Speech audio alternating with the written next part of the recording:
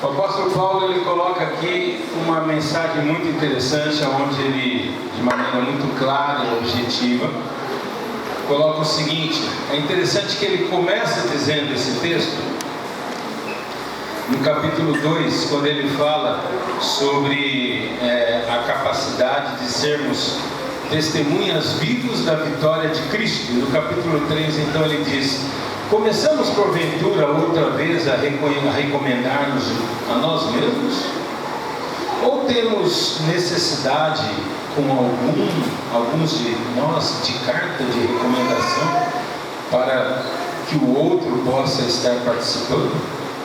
Ora, vós sois a carta escrita em nosso coração, conhecida e lida por todos os homens, estando já manifestos como cartas de Cristo, produzida pelo nosso ministério, escrita não com tinta, mas pelo Espírito do Deus vivo, não em tábuas de pedra, mas em tábuas de carne, isto é, o nosso coração.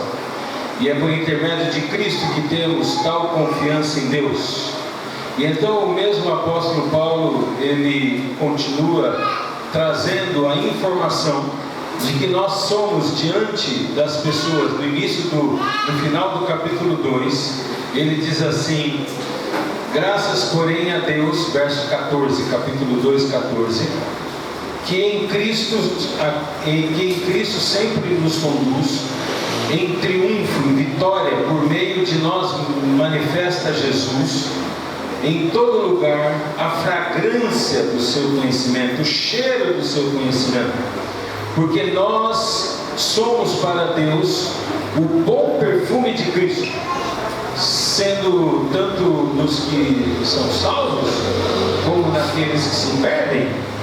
Para com os que se perdem é como um cheiro de morte para a morte, mas para aqueles que são salvos é o aroma da vida para a vida. Quem, porém, é suficiente para estas coisas? Sabe, queridos, há coisas que são involuntárias e há coisas que são programadas, voluntárias, desejadas. O que o apóstolo coloca aqui é que diante de nós está o desafio de uma identidade verdadeira, uma identidade cristã. Na igreja se trabalha muito com uma tabulação, pode ou não pode. E aí você pega uma ficha batismal, por exemplo, está lá: você já largou de beber, já largou de fumar, largou de usar drogas, mudou isso, mudou aquilo, para tentar entender se a pessoa está pronta para o batismo. Biblicamente, isso não é o plano divino. Isso é um jeito humano, porque temos deficiência de fazer o verdadeiro teste. Mas o juízo de Deus não acompanha esse plano humano. O juízo de Deus não é por aquilo que os homens te perguntam e você responde, é por aquilo que você é. A identidade de cada um, ela é única, e Deus sabe quais são os seus defeitos e suas qualidades. Para as pessoas nós usamos capas. Você não sai na rua e demonstra todos os seus defeitos como se isso fizesse parte do dia a dia, porque você é julgado. O que eu contei hoje, por exemplo, da minha mãe, porque minha mãe se separou do meu pai e estava num caminho tão ruim, ela precisava de quê? De desprezo ou de ajuda? Imagina, você vai no hospital e o médico diz: você está muito doente, sai com essa praga para lá, quando você sarar você volta para eu ver como é que você está. A igreja é um lugar para quem tem defeito, não é para quem é perfeito. Então, no ambiente do mundo, nós somos julgados pelo que apresentamos, mas isso não envolve as coisas de Deus. Nem a igreja deve julgar os outros, nem nós devemos nos apresentar a Deus com falsas aparências. Nós temos um episódio muito ímpar na Bíblia, onde Jacó fingiu ser Esaú. Roubou a primogenitura, mas não teve bênção. A vida dele foi uma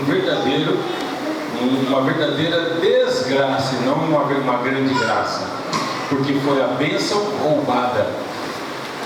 E no dia em que o pai dele ia abençoar, o pai dele falava para ele assim: quem é você? E ele dizia: eu sou Esaú. E o pai dizia: não parece a voz de Esaú. Chega mais perto, deixa eu sentir o seu cheiro. E ele tinha fingido o cheiro de Esaú. E o pai falou: o cheiro é de Esaú, mas não me parece que é Esaú. Chega mais perto, deixa eu sentir seus pelos.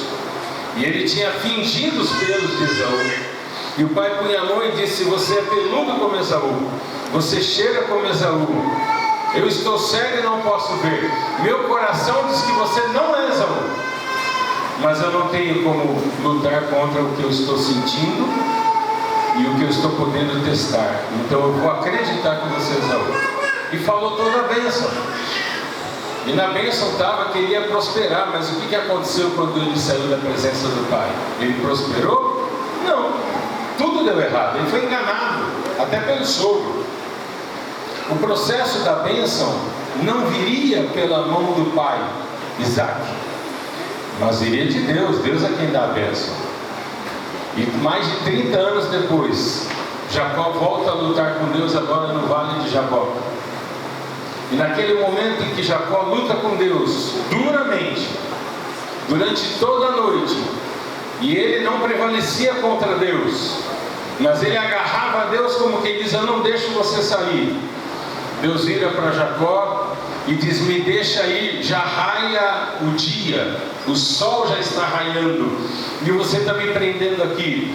Lutou comigo a noite inteira, Deus já tinha tocado na coxa e Jacó ficou mancando por resto da vida. Ele falou: me deixa ir embora. E Jacó vira para Deus e fala: não te deixarei ir, senão me... O que Jacó falou? Me mata aqui, porque eu prefiro morrer lutando do que viver na maldição que eu tenho vivido. E qual foi a resposta de Deus? Qual foi a resposta de Deus? A mesma pergunta do pai: quem é você? Você quer bênção? Então responde: quem é você? Porque desde que teu pai foi te abençoar, eu estou escutando você dizer que você é Esaú. Então eu vou ter que abençoar Esaú. Você quer que eu te abençoe? Quem é você? A Bíblia diz: Jacó chorou profundamente, amargamente. Então assumiu e disse: eu sou Jacó. Eu sou enganador, sou mentiroso. Eu tenho vergonha do que eu sou. E Deus falou: porque você disse que você é Jacó, a partir de agora você não é mais Jacó. E Jacó ficou esperando Deus dizer assim: você agora é Esaú. Mas o que Deus falou? A partir de agora você é Israel. O plano de Deus nunca foi fazer de Jacó Esaú. Esaú era um perdido. Esaú não era um homem de Deus. Mas Jacó viu nas aparências Esaú de sucesso, e ele queria ser o Jacó do sucesso de Esaú. Mas o plano de Deus era muito maior do que Esaú, e ele foi o nascer do povo de Israel. Sabe, queridos, Deus só abençoa quem você é. Pastor, estou na igreja há 30 anos, nunca senti uma coisa forte de Deus. Será que Deus sabe? Será que você fala para Deus quem você é? Deus não pode abençoar quem eu finge que eu sou, porque quem eu finge que eu sou não existe. A igreja vê em mim o que eu quero que a igreja veja. Os vizinhos veem em mim o que eu quero que os vizinhos vejam.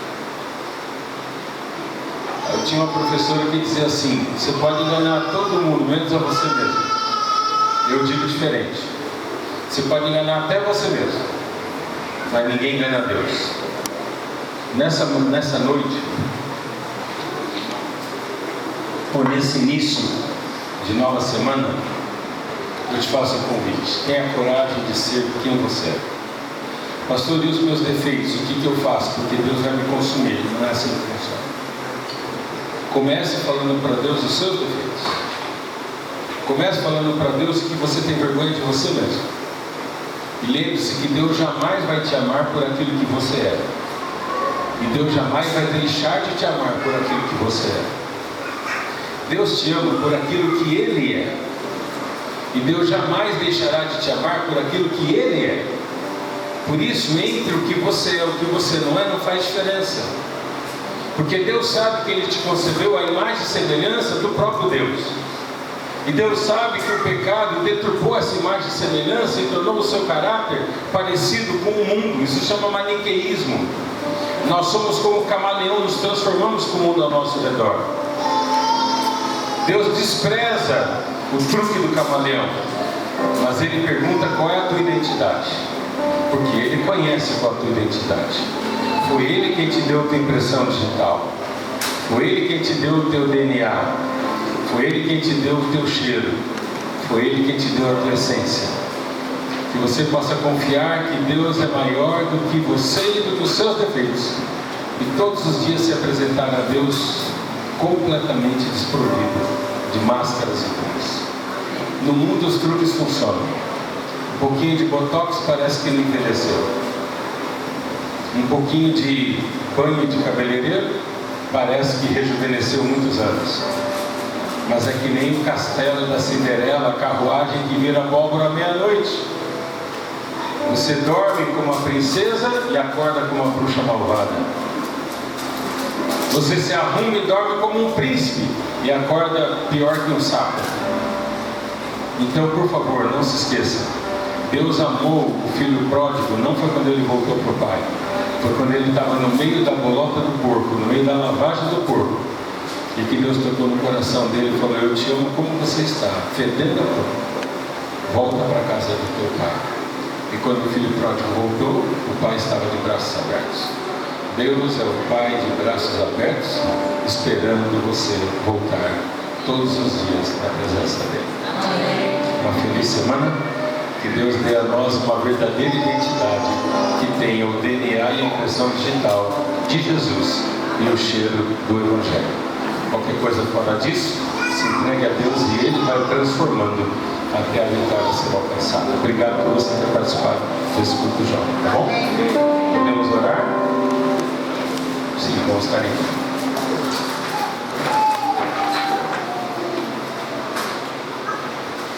Deus, amor e Pai, que sábado de deleite foi esse, onde pudemos desde a primeira hora nos congregarmos, nos consagrarmos, nos cobraçarmos, vivermos entre irmãos. Ao terminarmos esse dia tão gostoso, já entrando numa nova semana, pedimos que a Tua bênção se faça presente na vida de todos os amados que aqui estão, na vida daqueles que por acaso não puderam vir hoje, mas estão no nosso coração. E que nessa nova semana possamos ter uma experiência real contigo. Abençoa-nos, edifica-nos diante da Tua presença. Dignifica-nos com o perdão do sangue de Jesus. E dá-nos a alegria da direção do Teu Espírito. Nós nos rendemos em Tuas mãos e nos entregamos para sermos instrumentos Teus nessa semana que agora começa. Nós oramos em nome de Jesus. Amém.